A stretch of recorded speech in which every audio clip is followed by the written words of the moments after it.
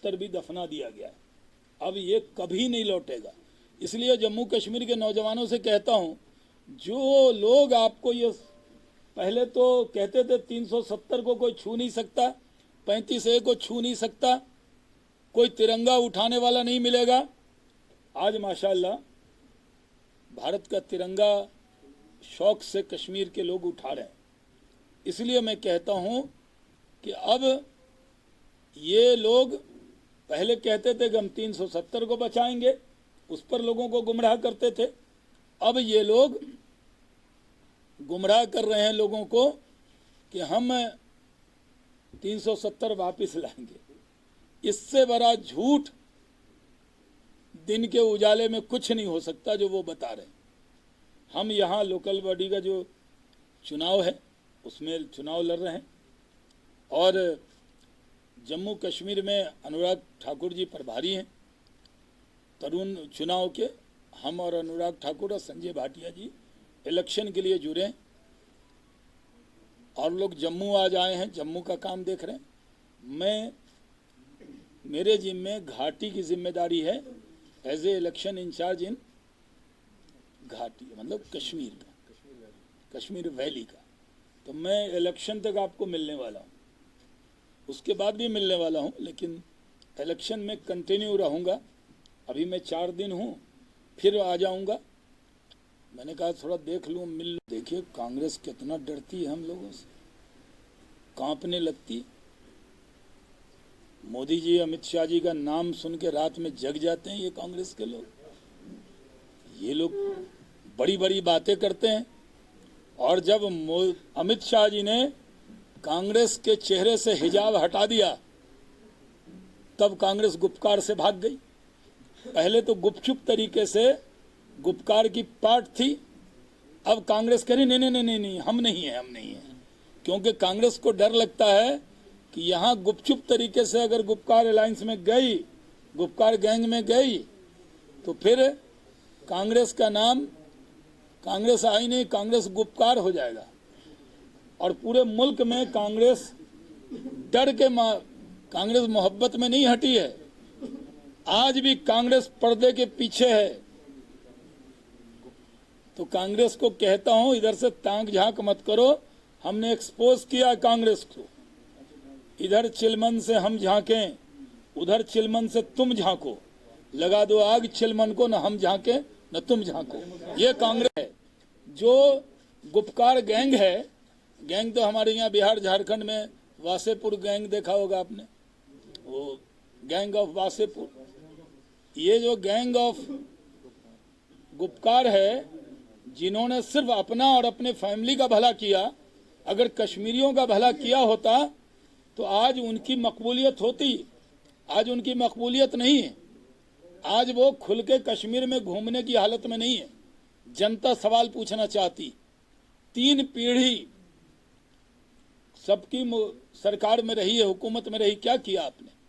इसलिए मैं आपके सवाल के जवाब से पहले ही कह दूं, जो ख्वाब दिखा रही हैं महबूबा, जो ख्वाब दिखा रहे हैं फारूक अब्दुल्ला, वो ख्वाब पूरे होने वाले नहीं हैं।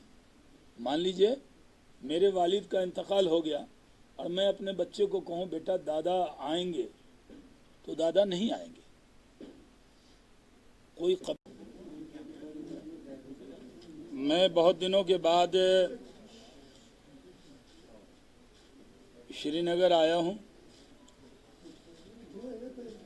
लोकसभा के चुनाव के वक्त में मैं श्रीनगर आया था और चुनाव के बाद परिस्थिति बदली। जब कश्मीर से कन्याकुमारी तक एक है, धारा 370 खत्म हुई, उसके बाद पहली बार घाटी में आने का मौका मिला है। आबो हवा बदली बदली सी नजर आती, बदले बदले से सरकार नजर आते। अब आबो हवा में डेवलपमेंट की खुशबू आ रही। यहाँ की आवाम की हमें फिक्र है। जम्मू कश्मीर की आवाम से भारतीय जनता पार्टी मोहब्बत करती है। हम चाहते हैं कि जिस तरह देश में डेवलपमेंट हो रहा है, जिस तरह आंध्र प्रदेश में, बिहार में, यूपी में, गुजरात में डेवलपमेंट हो रहा है, उसी तरह का विकास और डेवलपमेंट, तरक्की जम्मू कश्मीर के लोगों का भी हक है।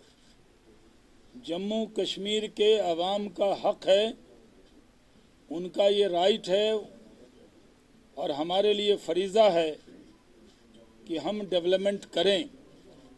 जम्मू कश्मीर की आवाम को डेवलपमेंट से कोई रोक नहीं सकता।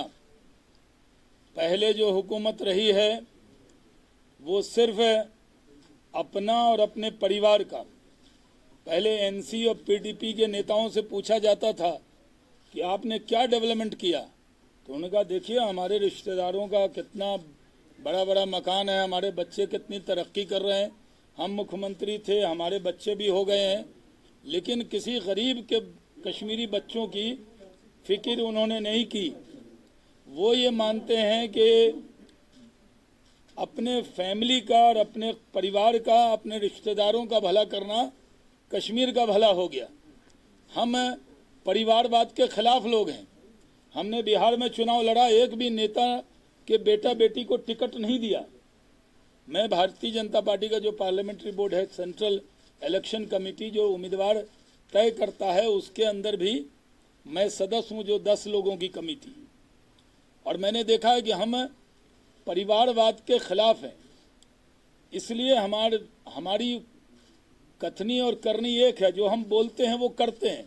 अगर हमने कहा कि कुछ परिवार के लोग, आज जितनी भी पार्टियां जम्मू कश्मीर के अंदर हैं, वो कोई न कोई उनके वालिद या उनके दादा MP, MLA, minister, chief minister रहे हैं, इसलिए वो हैं। आम कश्मीरी को आपने आम कश्मीरी को आगे बढ़ने का मौका उन्होंने नहीं दिया। हम मौका देंगे।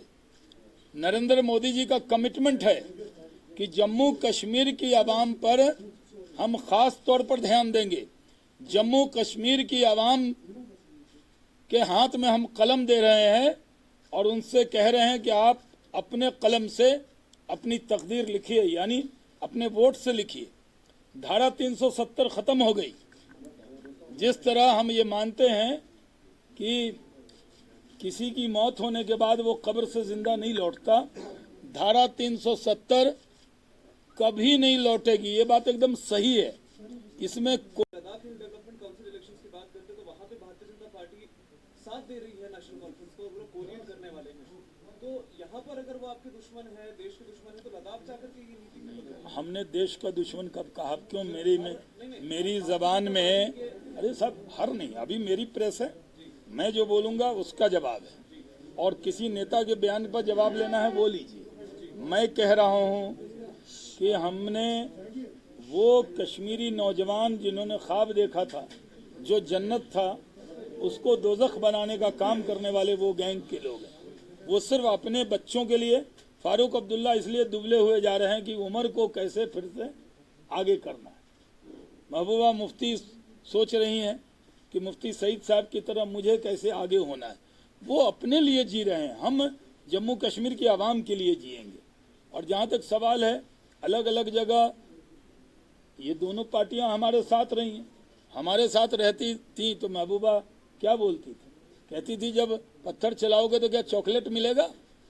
महबूबा कहती थी कि नहीं? महबूबा भारत के झंडे को सैल्यूट करती थी कि नहीं? महबूबा हमारे साथ भारत माता की जय कहती थी कि नहीं? फारूक अब्दुल्ला यहाँ कुछ भी बोले, पार्लियामेंट में जोर जोर से भारत माता की जय, भारत माता की जय, भारत माता की जय करते थे कि नहीं? आप बताइए। जी सिविल दूसरा सवाल। जी जनाब, अपना नाम और अच्छा जी। देखिए, हम लोगों ने पहले ही कहा कि सारे कानून लागू हो गए हैं। जहाँ तक फॉरेस्ट एक्ट है वो भी अब लागू हो गया, क्योंकि ये सवाल अगर 4 दिन पहले आता तो ज़रूर सवाल बनता। तो हम जम्मू कश्मीर के लोगों के, अवाम के बारे में जो हमारी राय है उस राय पर हम कायम हैं। किसी को डरने की ज़रूरत नहीं है। कुछ लोग प्रोपेगेंडा कर रहे हैं, आपकी ज़मीन छीन ली जाएगी, ये कर दिया जाएगा, ये सब प्रोपेगेंडा है। मैं जिस डिस्ट्रिक्ट का रहने वाला हूँ, तो हमारे यहाँ जो भागलपुर इलाका है वो बड़ा जरखेज़ है। वहाँ की रेशम बहुत मशहूर है, वहाँ का चावल बहुत मशहूर है, वहाँ के खेत से खुशबू आती है, वहाँ एक कतरनी का चावल होता है। तो कहाँ कोई आप जाके वहाँ का चावल की खेती कर रहे हैं? यहीं के लोग यहाँ का करेंगे, ये कहने की बात है। भड़काने वाले कहते हैं कि बाहर से लोग आएंगे तुम्हारा ये छीन लेंगे। कोई कहीं नहीं छीन रहा, ना हमारे यहाँ बिहार में छीन रहा, न कोई लखनऊ में छीन रहा है किसी का।